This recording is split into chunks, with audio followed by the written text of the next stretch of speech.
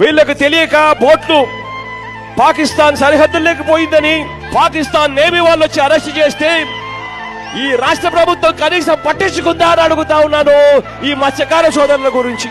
ఇవాళ ప్రతి మత్స్యకార సోదరుడికి నేను భరోసా ఇచ్చి చెప్తా ఉన్నా, ఖచ్చితంగా మా రాజ్యసభ సభ్యులను ఇద్దరిని ఇచ్చి ఆ మత్స్యకార సోదరుల కుటుంబ సభ్యులతో పాటు కలిసిపోయేట్టుగా కేంద్ర మంత్రి దగ్గరికి వాళ్ళు వెళ్లి రిప్రజెంట్ చేసి మన వాళ్ళను మళ్ళీ వెనక్కి తిరిగి తీసుకొచ్చేట్టుగా చేస్తామని చెప్పి హామీ ఇస్తా ఉన్నానని చెప్తా ఉన్నా. సార్ మాకు ఇప్పుడు ఊపిరి పోసారు సార్, మాకు జన్మలో మర్చిపోలేను సార్. ఎందుకంటే బ్రతికినంత వరకు మీ సేవ చేసుకుని బ్రతికాను సార్. మాకు ప్రాణం పోసారు సార్.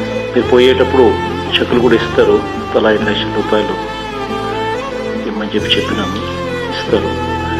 దాంతో ఇంకా మళ్ళీ అక్కడికి పోకుండా ఆ డబ్బుతో కొంచెం ఇక్కడే ఏదన్నా స్థిరపడేట్టుగా ఏదన్నా